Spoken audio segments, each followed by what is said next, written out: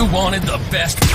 You've got the best podcast, the hottest podcast in the world. The Chris Voss Show, the preeminent podcast with guests so smart you may experience serious brain bleed. The CEOs, authors, thought leaders, visionaries, and motivators. Get ready. Strap yourself in. Keep your hands, arms, and legs inside the vehicle at all times, because you're about to go on a monster education roller coaster with your brain. Now, here's your host, Chris Voss. Hi, folks. Chris Voss here from thechrisvossshow.com. Welcome to the big show, my family and friends. We certainly appreciate you guys stopping by and doing all the good stuff that's out there. We've got an amazing guest on the show today, and I've been really excited. I got to tell you, there's very few books, and I read a lot of books, of course, as you probably know, since we have so many great authors on the show. But starting sometime yesterday in the morning, I started reading this book, and I have been enthralled with it. And I'm on like chapter, I think, 25. And I just can't put it down. I'm just sucked into it. And it's probably one of the most exhaustive, detailed reports, documents. It's one of the most documented things I think I've ever read about Timothy McVeigh and right-wing extremism and some of the roots of where it came from. And so we're going to get into some of that today. And I think you're going to learn a lot. And the connection of it to January 6th and some of the things that we deal with challenges every day in our environment and our politics in America here. Lately, you may have heard some things. There's kind of some things going on. Anyway, he is the author of the latest book that just came out, May 2nd, 2023, Homegrown, Timothy McVeigh and the Rise of Right-Wing. Did I say right ring? Oh, it's got that. That's going to end up on editing. Homegrown, Timothy McVeigh and the Rise of Right-Wing Extremism. Jeffrey Toobin joins us on the show. He'll be talking to us about his amazing book that he's authored about the definitive account of the 1995 Oklahoma City bombing.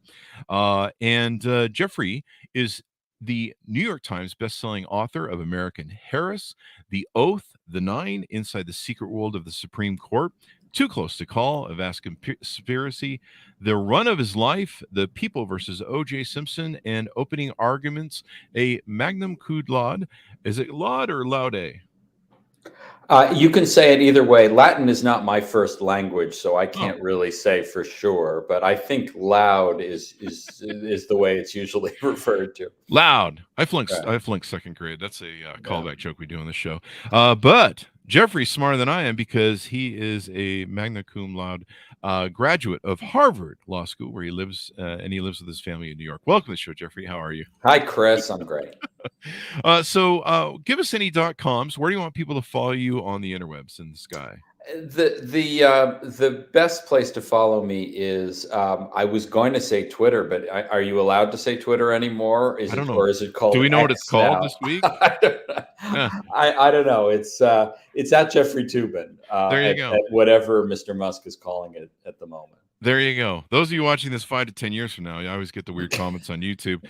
This is the week that Twitter turned it to X. And of course, as you probably know, 10 years from now, I'd file bankruptcy next year. So anyway, I'm gonna get the comments on YouTube 10 years from now. It never fails.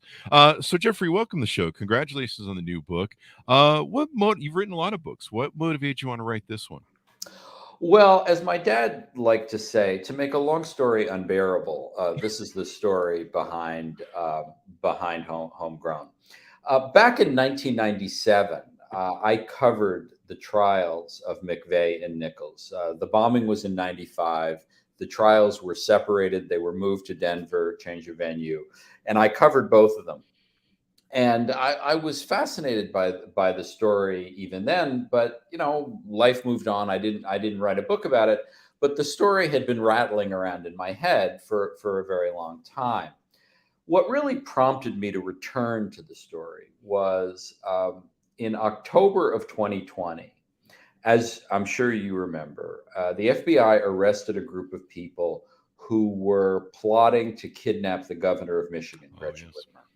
And I got very interested in that case, and I saw that the suspects, who have subsequently been convicted, were all affiliated with the Michigan militia. Now, I knew that Terry Nichols, who was the second defendant, lesser defendant in the Oklahoma City bombing case, was also affiliated with the Michigan militia. And I was wondering about the connections, and I saw that not only were they ideological similarities between the McVeigh Nichols era militias and today, but some of the same people were actually involved. So I started looking into that. And then just a few weeks later, January 6th happened, the riot at the Capitol. And again, I saw the ideological similarities between the 90s and the 2020s. And I decided to take a look, recognizing that there had never really been a good comprehensive book about the Oklahoma City bombing. And it seemed especially relevant to me because of the ideological ties I saw between then and now. There you go. That's the thing I really loved about the book is the parallels that you took and ran between the two, and some of the same influences, some of the same radicalization, some of the different organizations are out there, the mindset of a lot of the same people. You talk in the book about Timothy LaVey's sort of short-term thinking mindset is the same as what goes into the January 6th people. And you paint the book is incredibly detailed. It's almost, I'm surprised you didn't tell me what everyone ate for breakfast, lunch, and dinner. It's that detailed, but it makes it very engaging to where you're deeply sucked into it because you have all the information and you're just like, I just need to know a little bit more. Well, it's nice of you to say, Chris, but I hit pay dirt in a research area that I didn't expect, and as someone who's covered crime and trials for a long time, I'd never had this kind of opportunity. Stephen Jones, McVeigh's lawyer, after the trial, donated all of his records from the case, all of his interviews with McVeigh, all of his background interviews, McVeigh's letters, all of the discovery, the FBI interviews that was turned over by the government to the defense, to the Briscoe Center at the University of Texas. 635 boxes, a million documents. And I'd never had a resource like that. And this is why I was able to write in such detail, I hope not tedious detail, but vivid detail about who McVeigh was and what motivated him, because I had this extraordinary access to the documents and videos and audio that was at the University of Texas. This story is in part about politics, about the ideological evolution of right-wing extremism, but it's also a true crime story. I mean, it is the story of how McVeigh and Nichols, through a kind of evil genius, pulled off something that was actually very difficult to pull off, and how they assembled the bomb, how they financed the bomb, how they delivered the bomb. All of that is really a true crime story that the likes of which I certainly had never seen before. And it's amazing too, because I mean they're almost like a bunch of bungling idiots, everyone that plays in this thing, but they have this ideological ideologue sort of slant. And it's interesting. A lot of the same influences, Rush Limbaugh, and all those things played into it. For those of people who don't remember much about what went on back then with the bombings, tell us why this is an important event in American history, if you would. Okay, let's just talk about like what happened. I think because I've been so steeped in this, and a lot of people do remember it. It's important for me to recognize that a lot of people either weren't alive or weren't conscious and just didn't know much about this. On April 19th, 1995, 28 years ago, Timothy McVeigh pulled up to a little inlet on the driveway in the sidewalk in front of the Alfred P. Murrah Federal Building in Oklahoma City, and he lit a fuse and then walked away. And about 5 minutes later, a bomb with 5,000 pounds of fertilizer in the back blew up about a third of the building. A tremendous, tremendous explosion. 168 people were killed, including 19 children. As many people may remember, there was a daycare center on the second floor of the Murrah building, and 11 of the 19 children who were killed had been in that daycare center. And it was at that time widely described as the worst terrorist act in American history. That's a debatable proposition, and certainly it was surpassed by 9/11 6 years later. But it was a transformative event in American history, and one that I think has been overshadowed over the years, in part by 9/11, but also by just the passage of time. And what I sought to do in Homegrown was to show why the story was still relevant today, as well as telling the true crime story of how it all went down. There you go. And would you say that some of the same influences are still kicking around? I mean, I think you detail in the book that, it's even worse now with the propagation of the internet, because back then, Jeffrey Toobin and Nichols couldn't get, they couldn't find other people, other idiots to run around with. So, but now it's probably much worse in the danger, I suppose. The internet is a big part of the evolution of this story. Tim McVeigh wanted to start a right-wing revolution in this country, and he told his lawyers in a phrase that always sticks with me: "I knew there was an army out there, but I just couldn't find them." And he did look. He would go to gun shows and try to talk to people, but he didn't have the personality to recruit others. And it's my belief that no one else other than Terry Nichols was really involved in the bombing conspiracy. But the big difference is, but he was right, I think, that there was an army out there.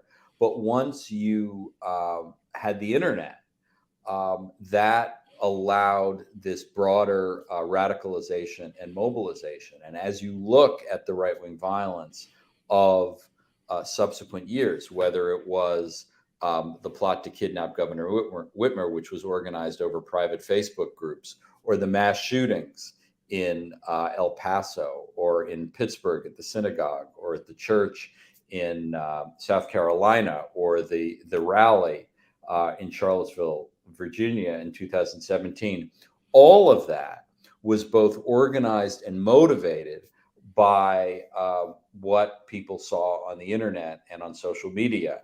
And that's why the story is more pressing than ever, because those ideas are in faster and easier circulation than they've ever been before because of the internet. Yeah, I think there's a comedian who says the problem with the internet now is the idiots can find each other. When we used to just kind of put them in an asylum or send them off, throw them out of the tribe as you would. Now they can all the stupid people can find each other and congregate. QAnon, excuse me, excuse me. So what's interesting, what I really loved about the book was the detail of it, and you really paint a profile from just the very young age, his parents, his upbringing, the strife at home. To my understanding, if I read your book correctly, the mother abandonment, strife issues that caused him to have some real issues with women, his mother. One thing I've seen over the course of my life, especially being single, is the impact of how much, a childhood's, what's the word I'm looking for? Imprint from their parents, divorce, strife, trauma can shape their whole lives. You're so right that, trying to tease out, what were the motivations that McVeigh had that led him to do this monstrous act. I mean, you put your finger on some of them. He grew up outside Buffalo in a town called Lockport, where his father worked at a GM plant for 30 years, and his grandfather worked at the same GM plant for 30 years. That plant was in terminal decline by the time McVeigh came along. So there was economic uncertainty. It wasn't that McVeigh was poor, but his hold on the middle class was very tenuous. He became obsessed with guns, and that's something that is central, very, very much central to this story. That the guns were the main interest in his life. His parents had a very ugly divorce. He never had any real success with women. In fact, today, I think we would probably call McVeigh an incel, an involuntary celibate, which is, a sort of self-described group of men who are very angry at women. Yeah. He joined the army and was a successful soldier, but was also affected by the racial polarization in the army. As you said, he became a very dedicated listener to Rush Limbaugh. If you look at each of these individual categories, it's important to point out, most vets don't commit terrible crimes. Most Rush Limbaugh listeners don't commit crimes. Most people from broken homes don't commit crimes.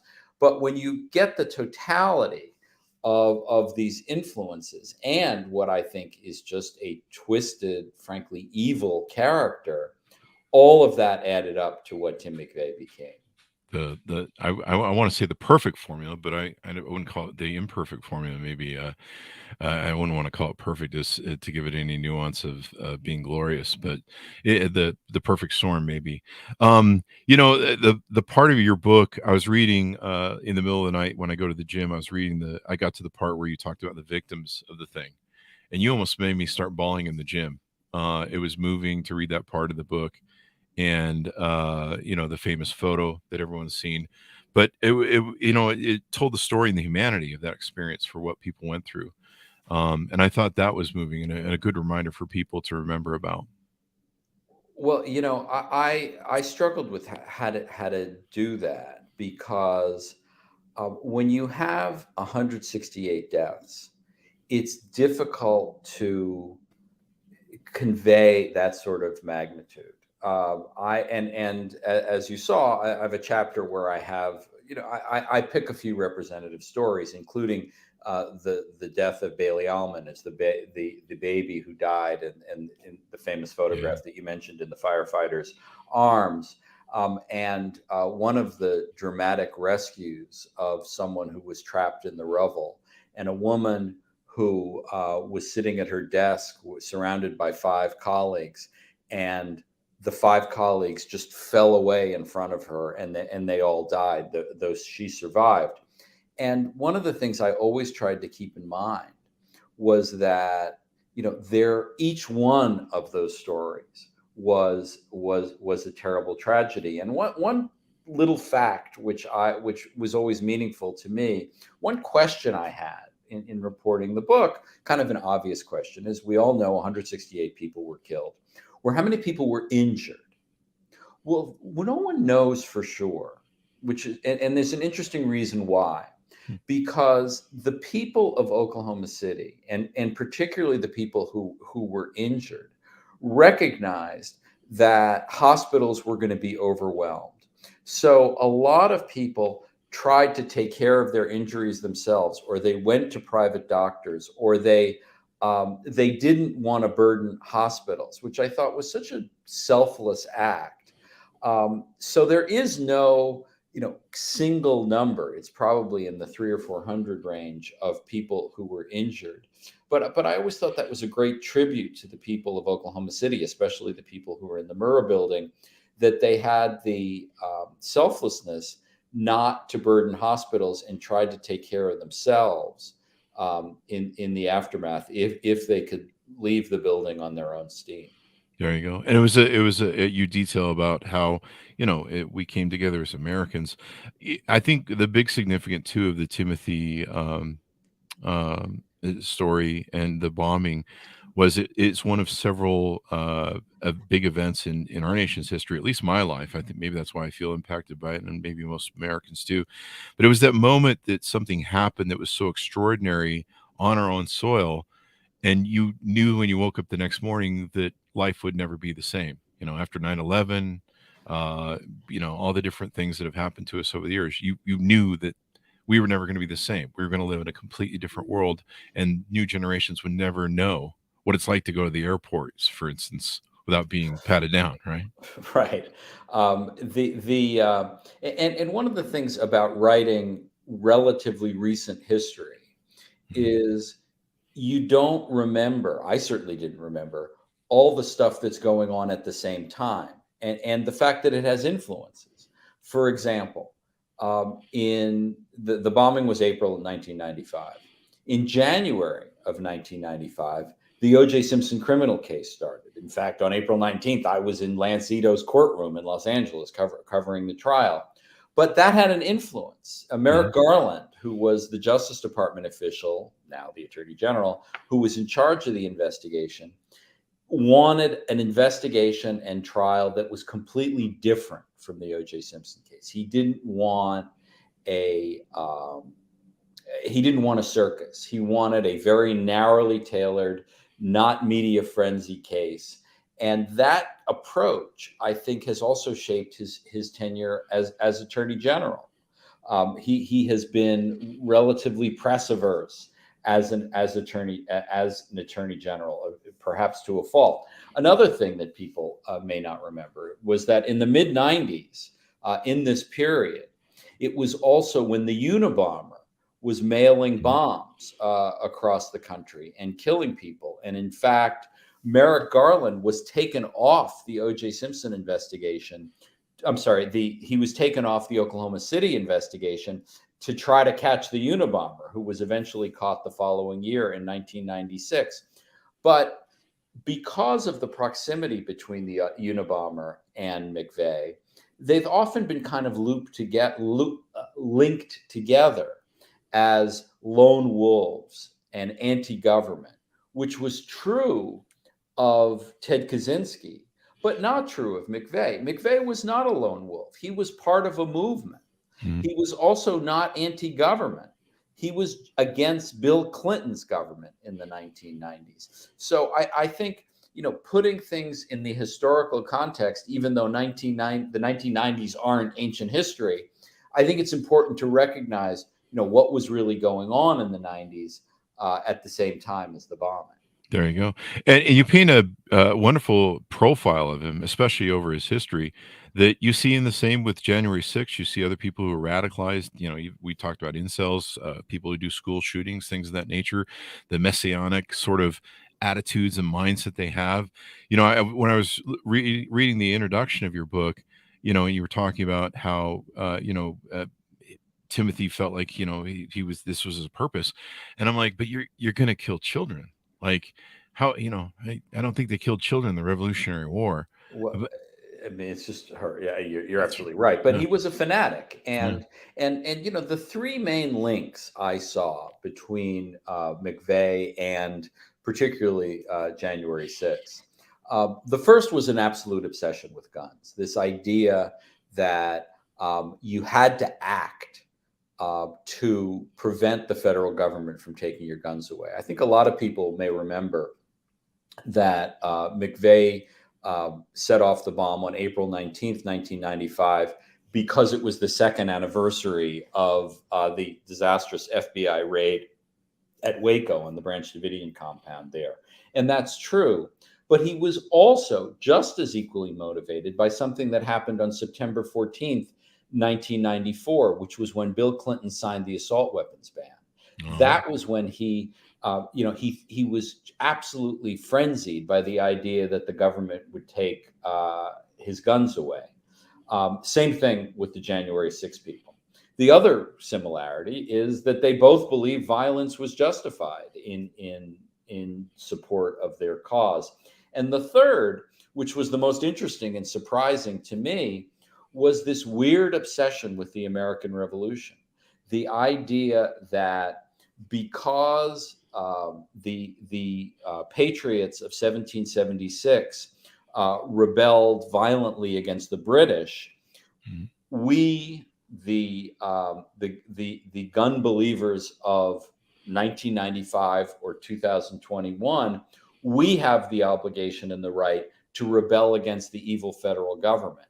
And the prologue to my book is called 1776, because so many of the January 6th rioters, including some of the leaders, associated themselves with the American Revolution. And McVeigh had memorized much of the Declaration of Independence, not just the famous part, the opening part, we hold these truths to be self-evident, but the later part where Jefferson is justifying the rebellion against the British. That's how McVeigh saw himself, as an heir of the patriots of the American Revolution, as did the January 6 rioters.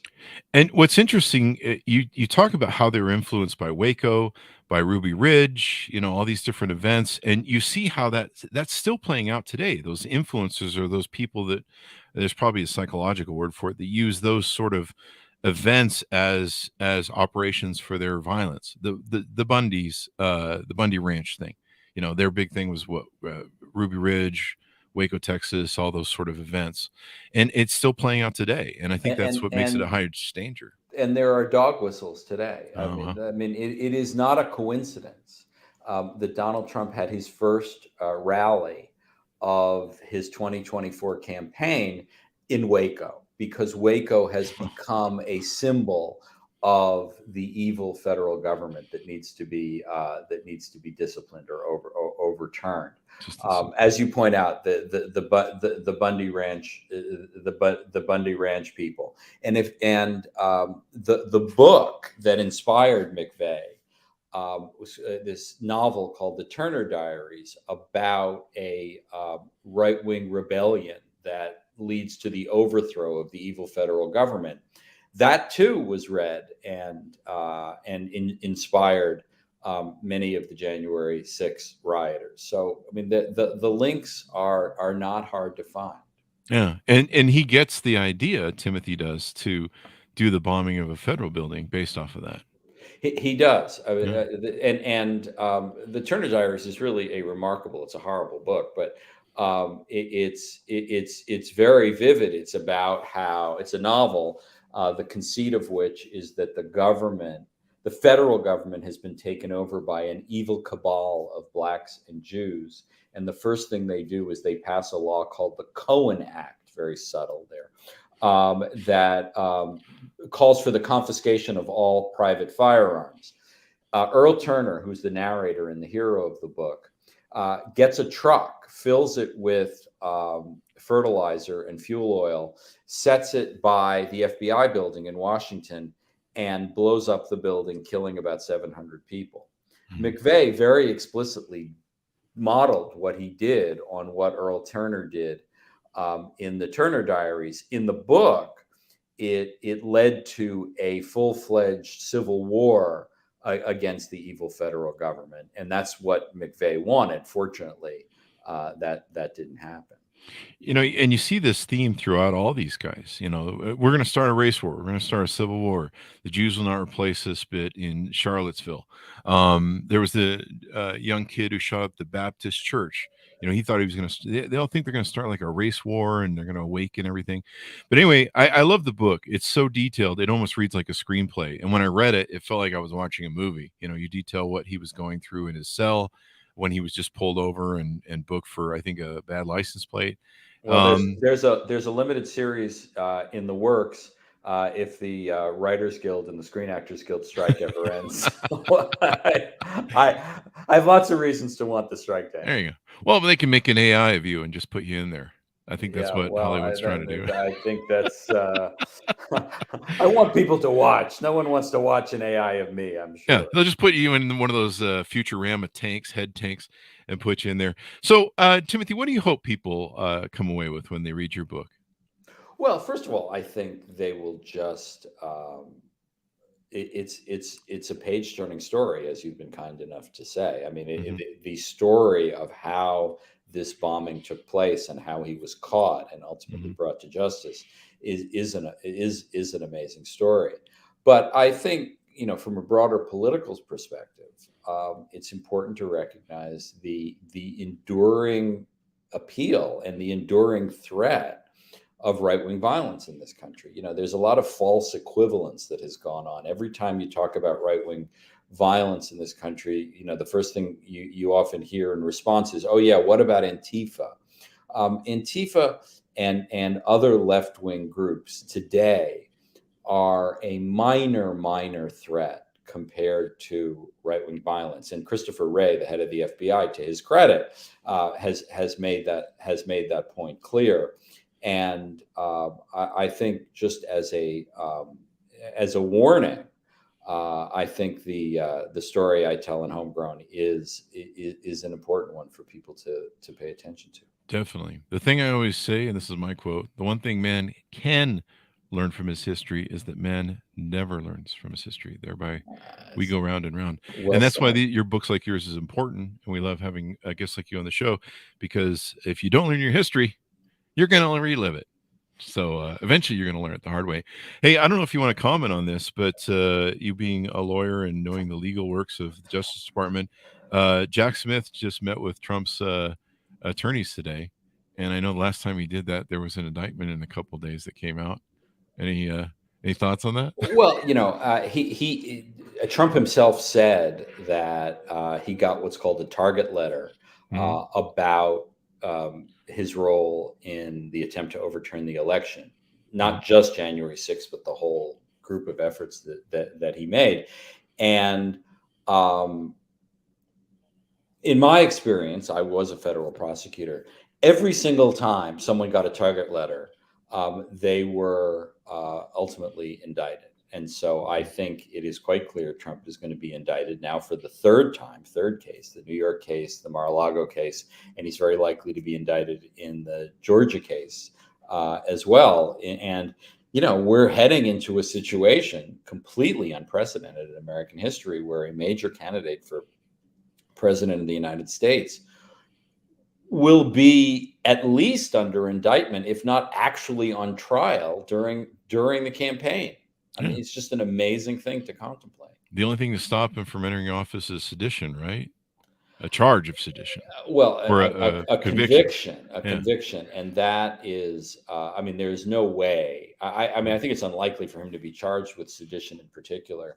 And no, he is free to run for president if he's indicted. He's free to run for president if he's convicted. The only requirement is that you're a native-born citizen and you're 35 years old. It doesn't say anything about whether your bail status in order to run for president. It's an amazing prospect, but that's where we are. Well, we do have one remedy, in the Constitution. The House and Senate can impeach him if he didn't win and say he's not good enough. So, we can always rest assured that's going to work out, right? Well, we shall see. We saw how the last two work. Well, it's an interesting thing. It's been wonderful to have you on the show. Give us your .coms, wherever you want people to find you on the interwebs, please, sir. It's the best way to reach me is through Twitter at Jeffrey Toobin. There you go. And thank you, Jeffrey, for writing the book and spending some time with us today. Thanks, Chris. There you go.